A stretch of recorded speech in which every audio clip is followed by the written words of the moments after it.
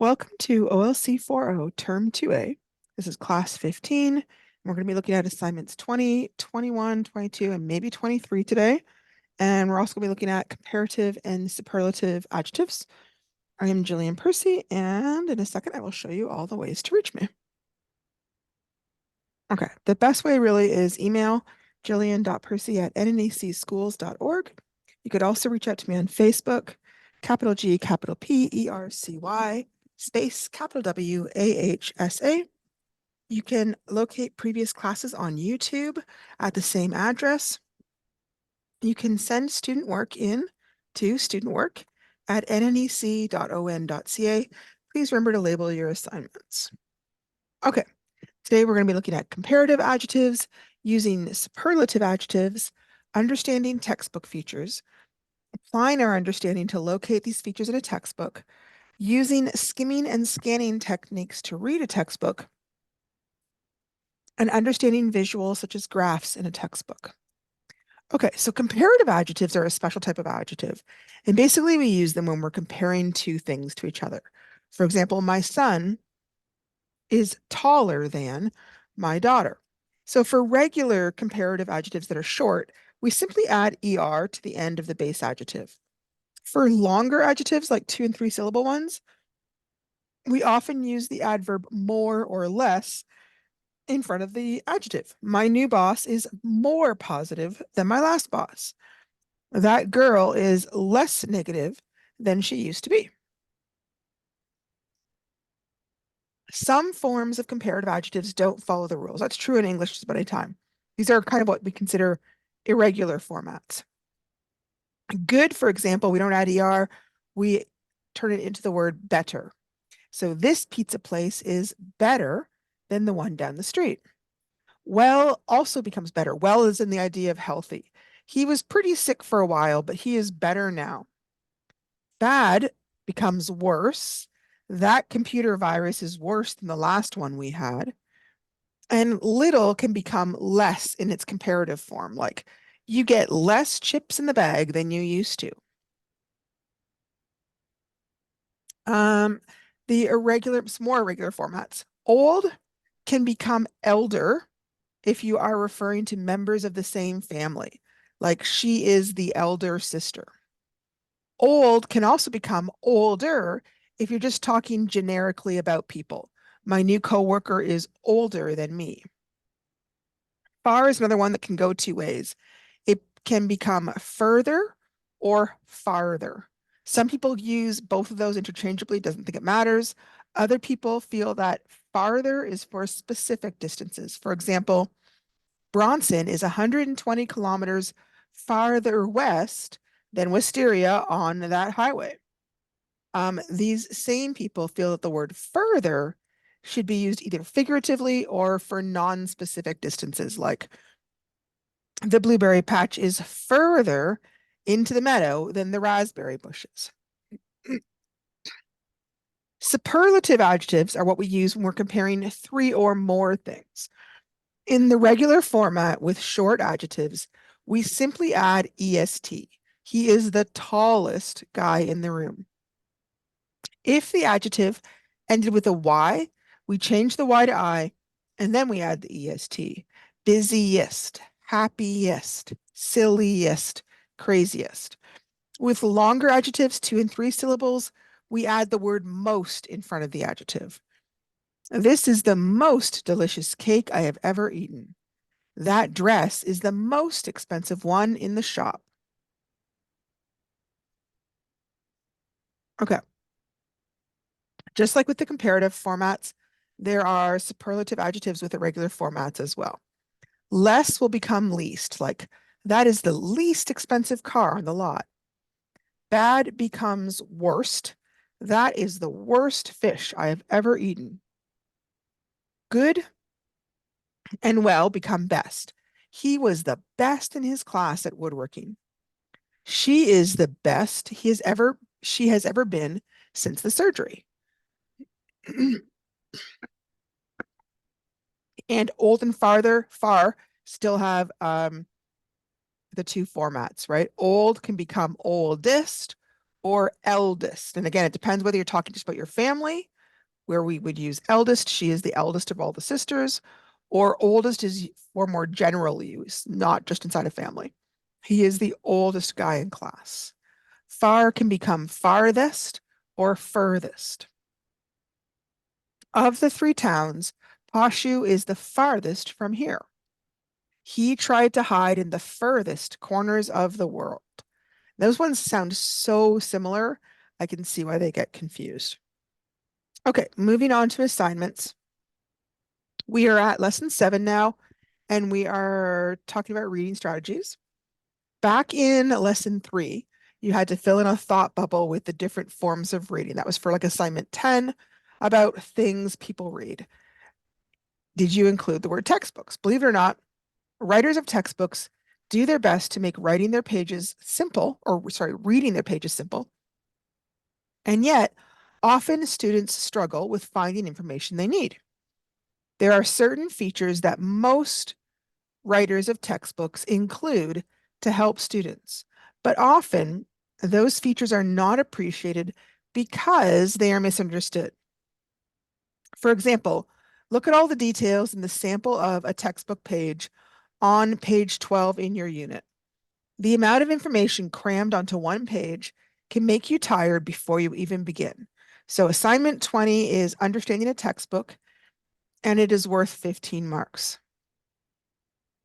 Many people consider skimming and scanning search techniques rather than reading strategies. However, when you're reading large volumes of information, like in a textbook, they may be more practical than reading. For example, you might be searching for specific information, looking for clues, or reviewing information. Skimming is used to quickly identify the main ideas of a text. When you read the newspaper or a textbook, you're probably not reading it word by word.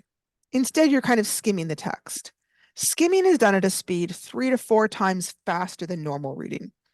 People often skim when they have lots of material to read in a limited amount of time. Use skimming when you want to see if an article may be of interest in your research.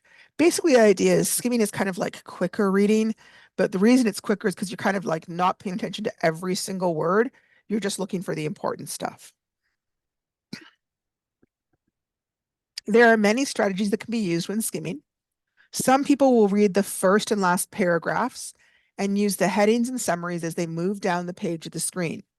Or you might read the title, the subtitles, subheading, and illustrations. You should also consider reading the first sentence of every paragraph.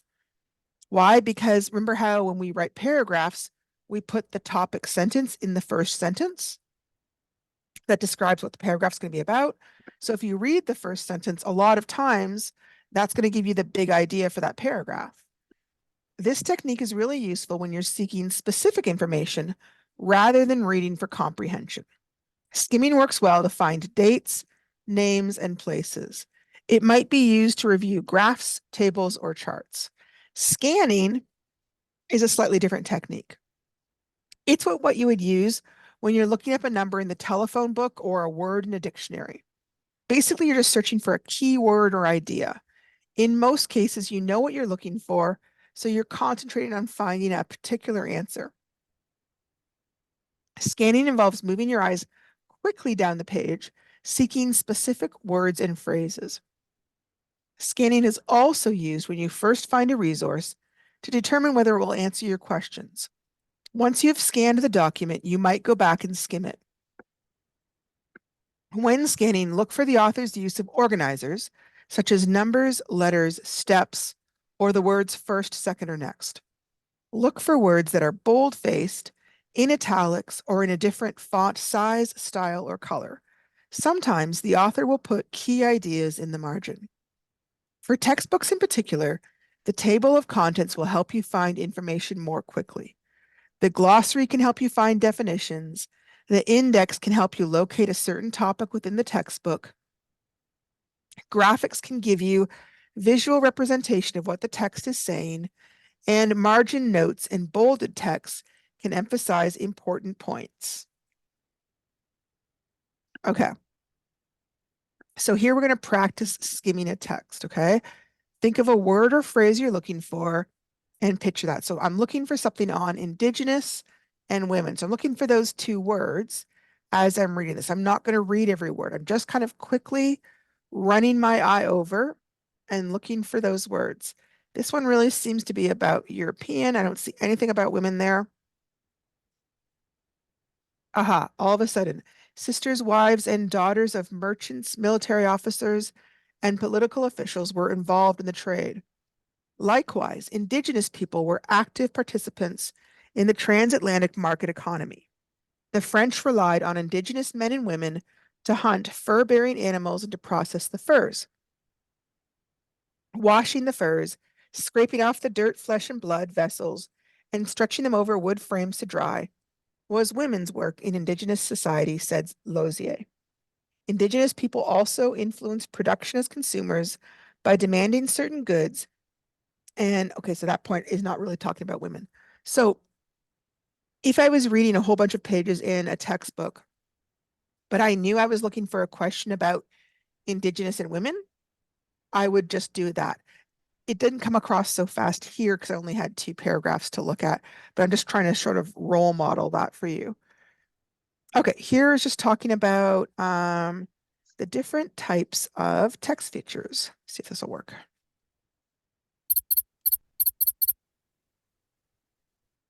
Okay. There isn't reading for this one. It's just assuming that you're gonna, like, if there's no sound, it's just gonna read it. You have to kind of read it as we go along.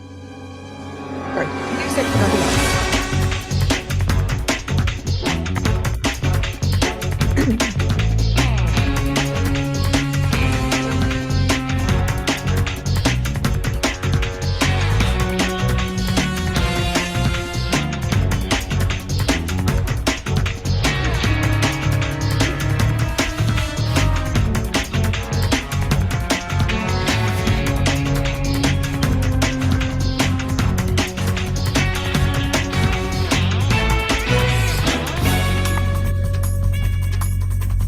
Okay, so glossary is basically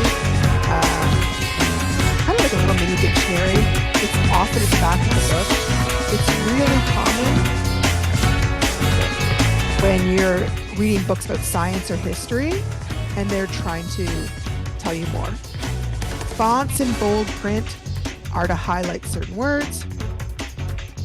Pictures with captions. Drawings or photographs have a written explanation of what's happening in the picture. The men in black are prepared for the next mission. Charts, graphs, and maps.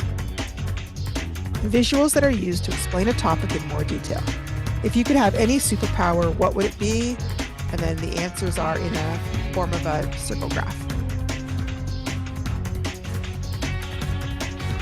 Titles, headings, and subheadings are located before you read a chapter or a section. They provide clues to the information you're getting ready to read. Index is an alphabetical list of names or subjects with page numbers, usually located in the back. I'm going to stop this for a second. It's a little bit different than the table of contents. The table of contents is telling you about usually chapters and stuff, but the index is talking about any mention in the book of a topic. So if you wanted to know about, say, hunting, and it was a book about Canada's history, hunting might be mentioned on 5 different places, and it would list every page number where that topic was to be found in the book.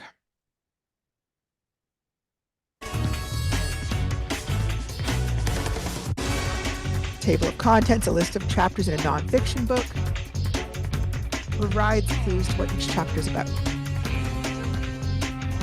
Layout. How information is displayed on the page includes white space, the placement of the pictures, charts, maps, etc. This nice layout helps me understand photosynthesis. Bibliography. A list of other books and websites to find more information about the subject you're reading about. Okay, so I'm going to stop it here. So here is an example you might see in a kid's book of some different websites you could go. Adult books might have like a list of different possible textbooks where you could read more on various topics.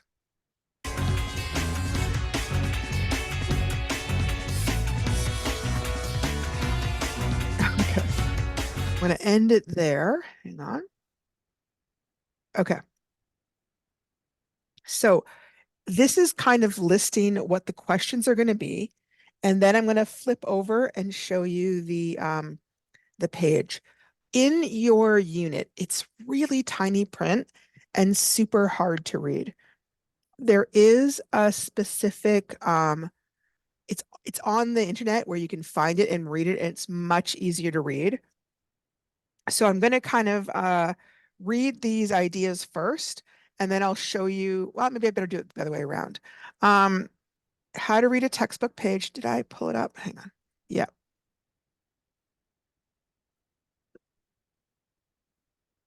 Okay. So this is just out there on the internet. I can make it much bigger if I need to be able to read, which I would have to because that is very, very hard to read. I also find it's a little bit blurry on our unit. Okay, so that's what we're looking at. Um, if you write in your search bar, how to read a textbook page, fun facts, it will come up. And then it asks these questions that you're going to use that page to answer. What is the first thing that catches your attention? What is a subheader? Who wrote the alphabet versus the goddess, sorry. What is the main idea of this page? What are some of the techniques used on the page to draw your attention to certain areas? What will you usually find at the beginning of most chapters? Name 3 examples of typography, which we talked about in the brochure. What is the purpose of typography? Like, what does it do? What types of lists do writers and publishers use? What do students need to know about supplemental information? Why are textbooks frequently color coded? Okay, so hang on. Okay, so I'm going to go back up top. This is a really busy page to read. So the important part is all these little paragraphs pointing to different parts, explaining things. So here it's talking about sidebar. They offer information that complements, but is not always essential to the main text. Chapter and section headings teach the students to use headings and subheadings to orient themselves. You can have students write down questions or predictions about the subject based on the title or headings. Here's a header that will come at the top of every page in that unit, Unit 2, Developing Students' Textual Intelligence. Icons or symbols. Textbooks will use icons throughout the book in a standardized way. So for example, this one seems to be linked to a daily strategy, asking different questions. Pull boxes. To me, the pull boxes seem exactly the same thing as the sidebar, except they have a box around them. They usually feature things like connections, features, strategies, or profiles. Hang on. Textual organization. Textbooks organize information into lists and paragraphs. Here, the boxed words indicate the different examples of the paragraph's main idea. Words like first, another, or finally indicate that the info is sequentially arranged. In other words, it's chronological. Supplemental info. Most textbooks now include regular features such as career connections, technology links, or profiles of important people. Students need to learn when and why to read such content. They also need to realize the info's brevity, in other words, how small it is, means that it's incomplete.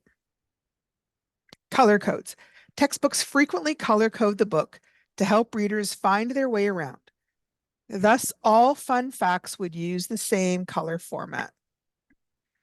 Reading figures. A figure is just kind of a funny word that means any kind of visual, okay? The 5 would mean it's in chapter 5. The 12th would mean it's the 12th visual in that chapter.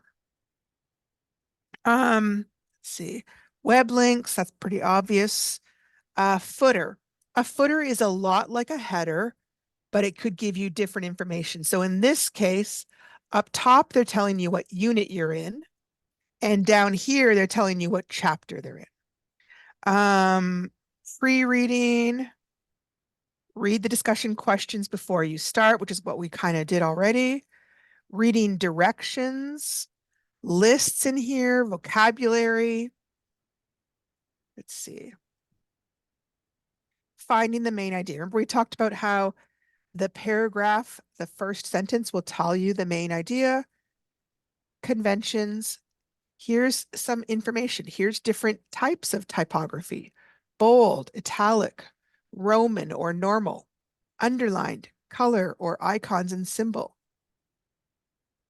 Most textbooks use italics and bold typeface to indicate new terms and those listed in the glossary. Always ask, how is the writer using italics in this instant? To indicate a new term, a book's title, to emphasize an idea? Pre-reading. Have students, sorry, that's bad. Have students read, well, look at the following before they read: the objective, the header, the subheaders, section questions, terms to know, identified themes. Okay, that is a lot of information. There's also obviously the textbook page itself, which I'm not really reading.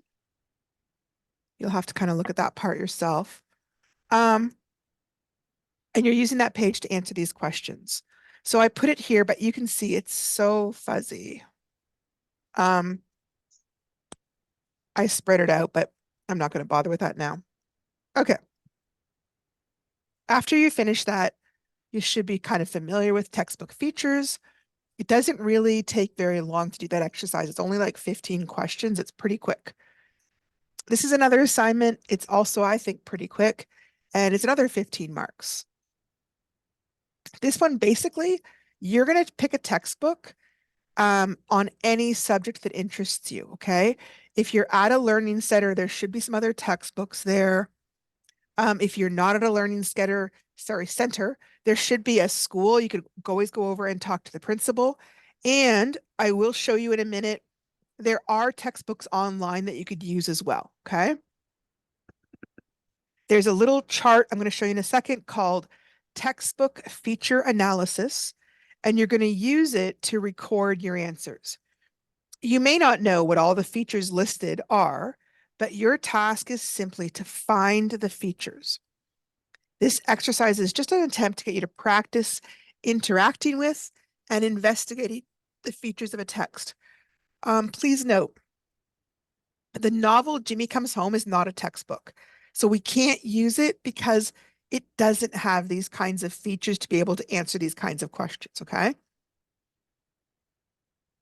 Yep, if you don't have access to physical copies of textbooks, you can often find PDF copies.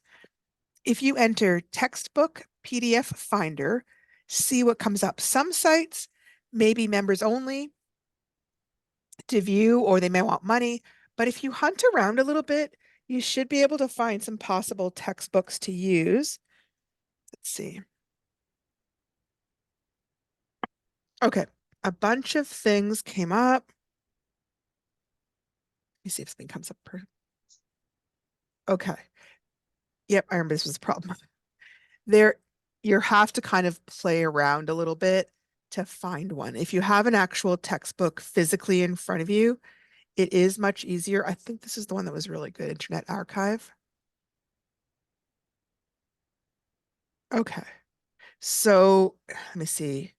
You would have to mention that you want textbooks. Let me see if this will work. History textbook. Oh, okay. That didn't quite work. I will come back to this because I don't want to get stalled too long.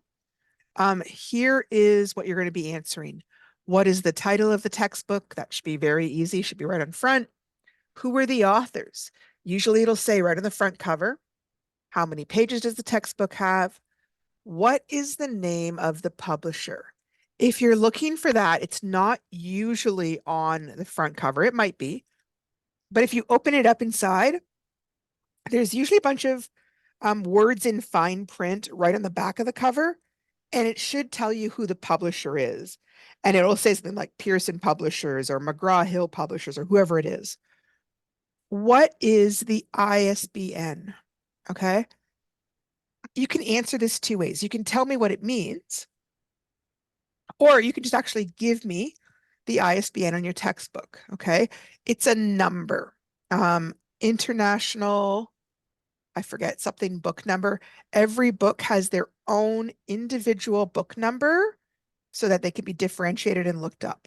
Where is the ISBN located? It's a 13-digit number. If you look around, I promise you'll be able to find it. Create a citation using this format.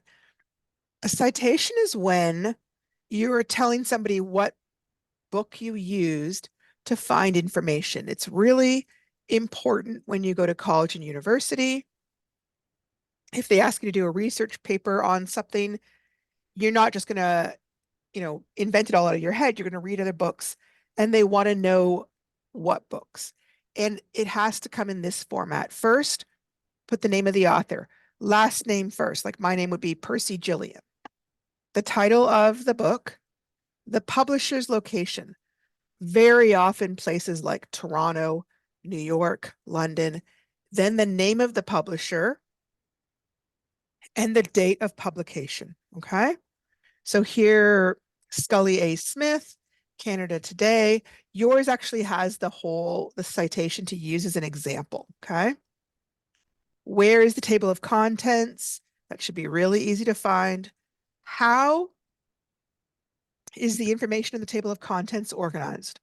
We've talked about that, but some textbooks may be different. So look at your actual table of contents and see, how did they organize or chunk the information? How many chapters does this textbook have, whatever one you're looking at? Where is the indexed? And then how is the information organized in the index? Take a look at it. Does this textbook have any other sections at the end of the book besides the index? List them. It's really common for there to be 2 to 3 other sections at the end for reference purposes. Okay.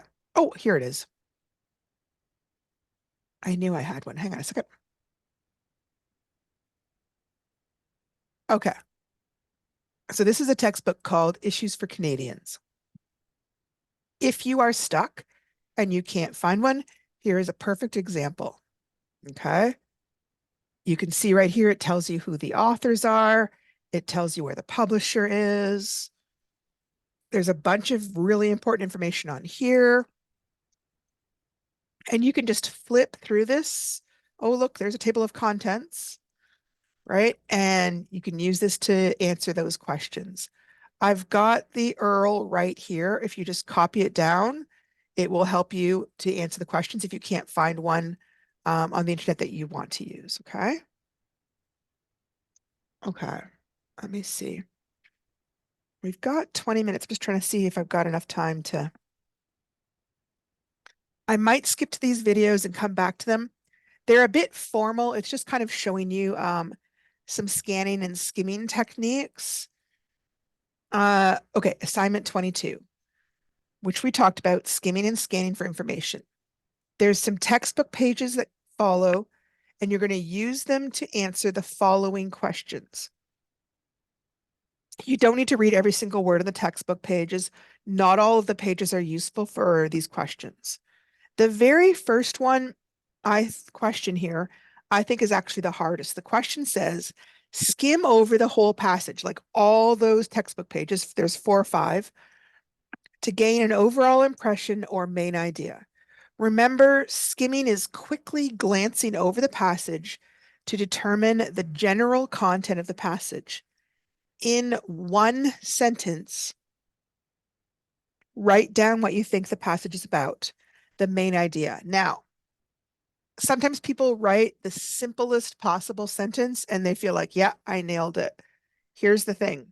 If you aren't telling me enough information in that one sentence, you're not going to get all 5 marks. It needs to be a complex sentence that conveys the full idea. So if you just say, oh, it's about Canadian history, nope, I'm probably going to give that about 1 mark out of 5. Okay. Really look over it and figure out how could you explain it in as much detail, but still in one sentence. Okay, question B asks you to scan the passage. Remember, scanning is when you're holding certain words inside your mind and looking just for those words. They want you to find the words to answer these questions. Make sure you write your answers in full sentences. Now, they didn't leave you very much information. That sometimes people kind of just squeeze a few words in. If you need to answer this on some lined paper, that's fine. Now, we've talked before about complete sentences. Remember, we talked about the phrase wrap? I'm just going to write it up here. Wrap is where you restate, you answer, and you prove it. What were the men and the older boys responsible? So if I was going to restate that, I would say the men and the older boys were responsible for, and then I would list whatever the textbook told me. Give 3 reasons why Indigenous family relationships baffled Europeans. Baffled's a funny word. It just means like confuse them. And there's 3 marks, 1 for each reason. You don't need to make up the reasons. They're actually in the textbook, okay? Number 3, I don't like this particular question, but it's here. Why were the families of the early Indigenous people considered egalitarian? If you're not sure what that means, look it up in the dictionary. Remember, you got a dictionary online, and there should be dictionaries at the learning centers. You can also use context clues. This is worth 3 marks. And again, it does come up in the textbook. You don't have to make it up. It's right there. And then we've got question 4. Why did European men often live with or marry Indigenous women? This is the one that has received some of the best answers because a lot of times people just kind of make up some crazy answers for that one. It's fun.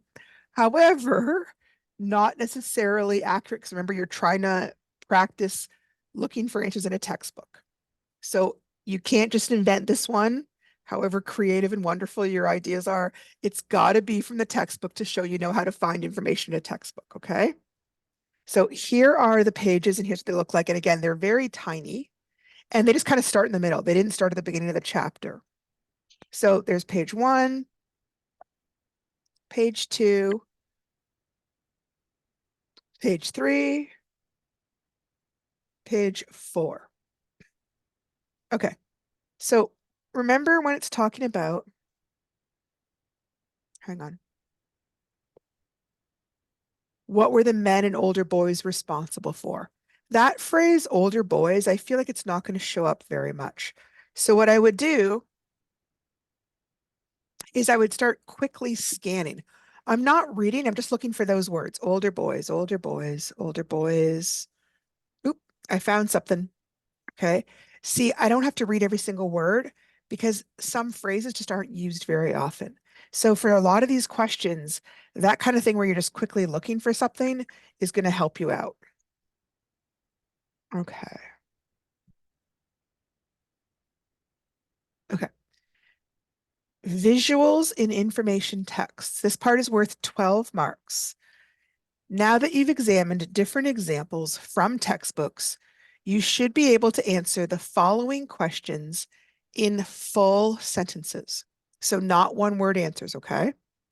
A, what kind of visual, for example, a graph like a line graph, bar graph, circle graph, do you think would best show the following employment data from Statistic Canada's Labor Force Survey 2021?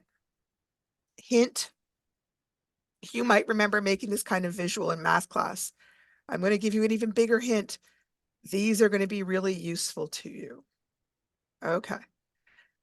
Sketch the visual you would use.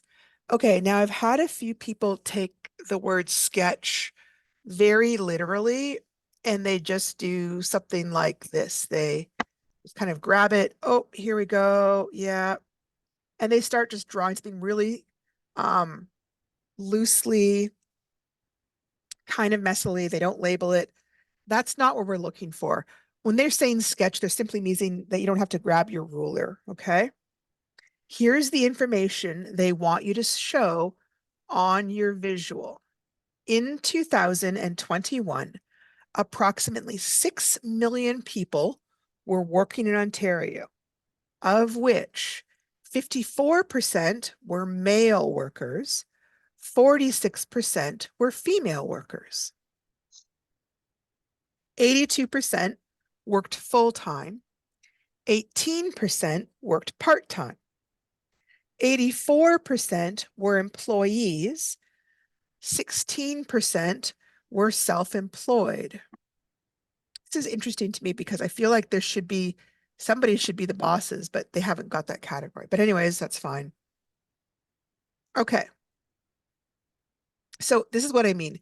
Sometimes they'll hand me it's more like a pretend graph. Okay.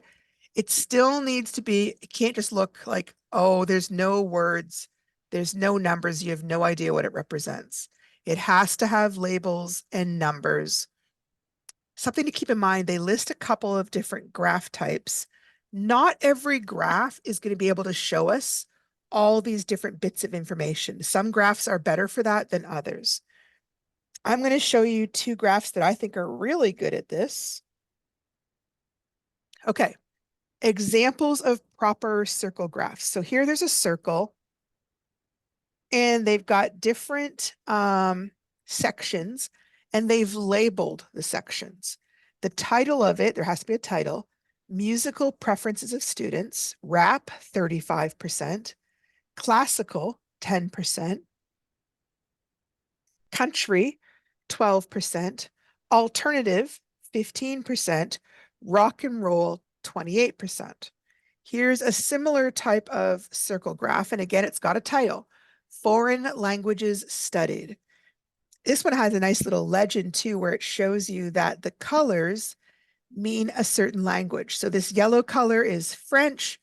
30% of the students studied French. The green is Italian.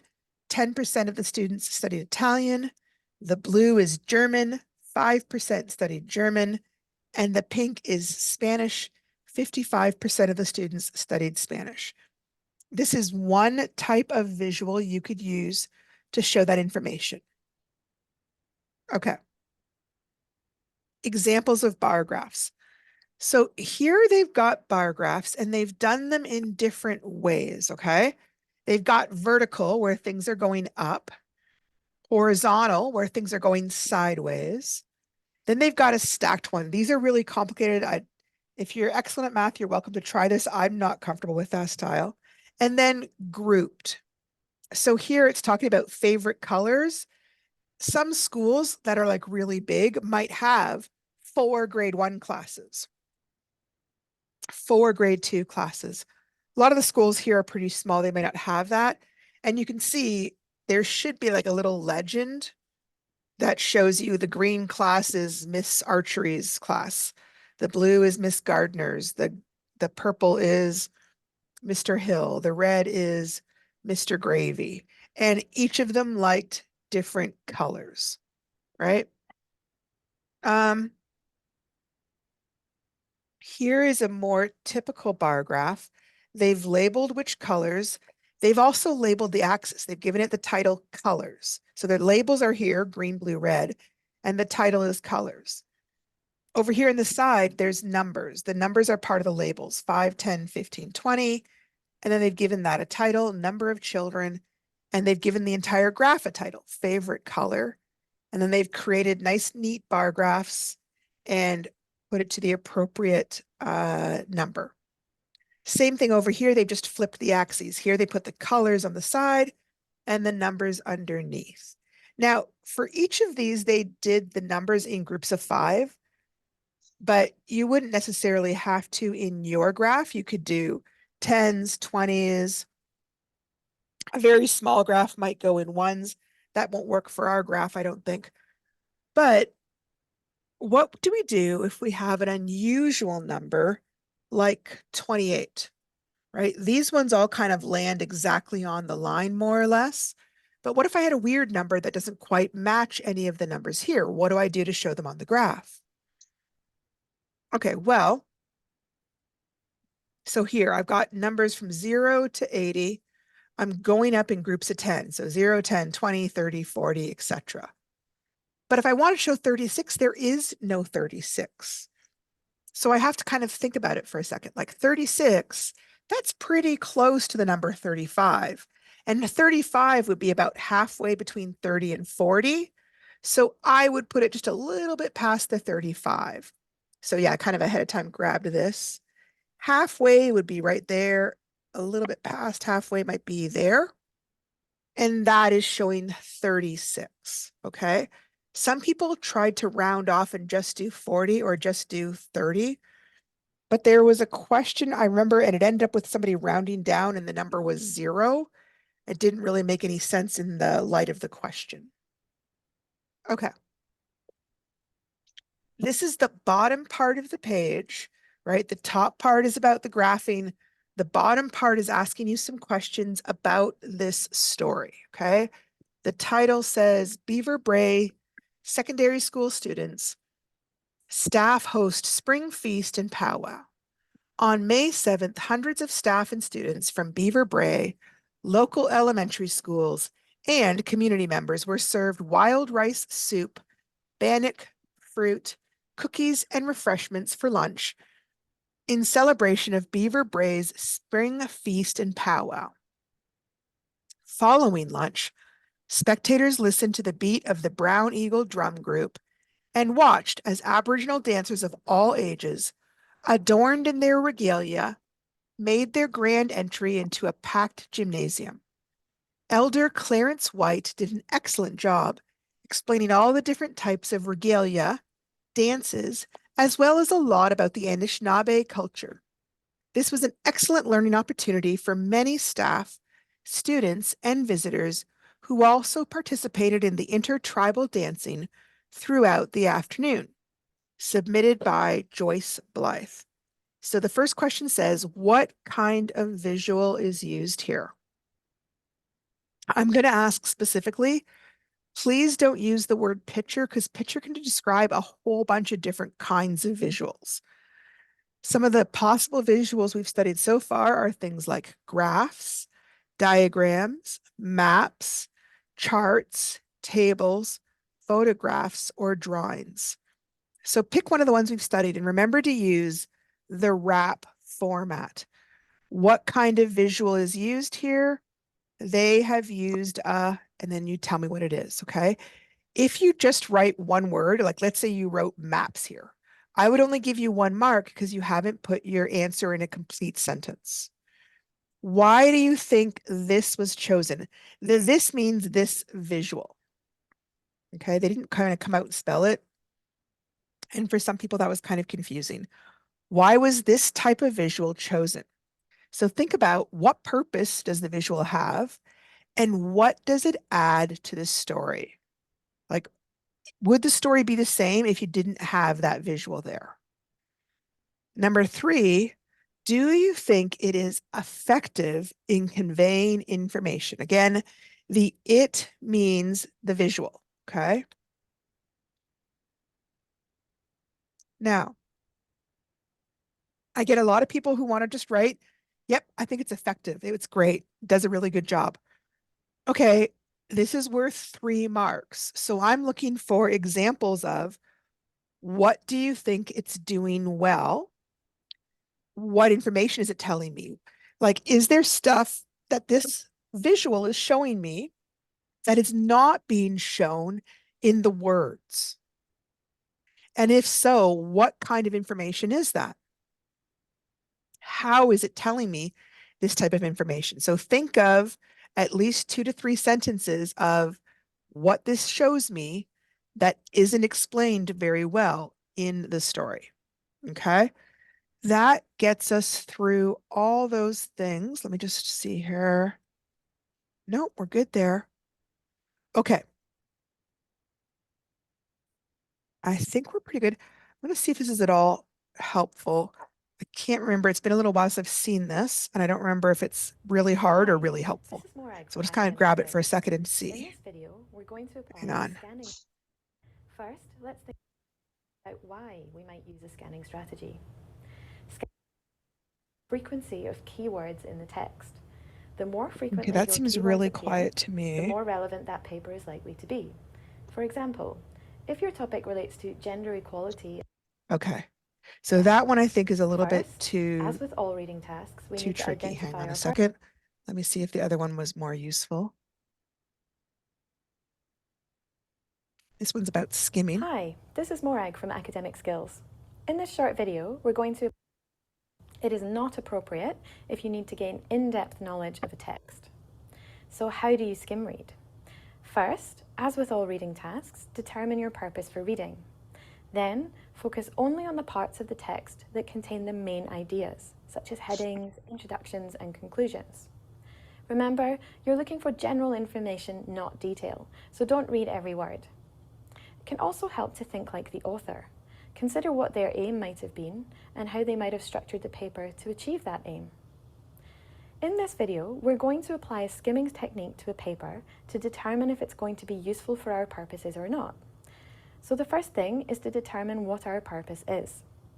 In this case, let's imagine we're writing an essay responding to the question below. First, we need to consider some criteria to determine the article's usefulness. We can see that the main topic. So this isn't quite as helpful for us because what she's talking about is if you're looking through a bunch of different articles online and you're trying to see, hey, which one is going to be useful? Does it have any mention of these basic words that we're talking about? So we're kind of doing it at a slightly smaller level than that. So that my memory was that was useful. Okay, so we are good. That was questions. Let me see here. Yep, 20, 21, 22, and I believe we covered 23 as well. Does anybody have any questions before I close the class for the day? No, we're good. Okay. If anybody does have any questions, remember that you can always reach out to me. I'm happy to answer questions at my email or on Facebook. Um, I find most people do really well on this set of assignments. So I'm looking forward to seeing these. And I'm really glad you joined me today. And I will talk to you guys again on Monday. Bye, everybody.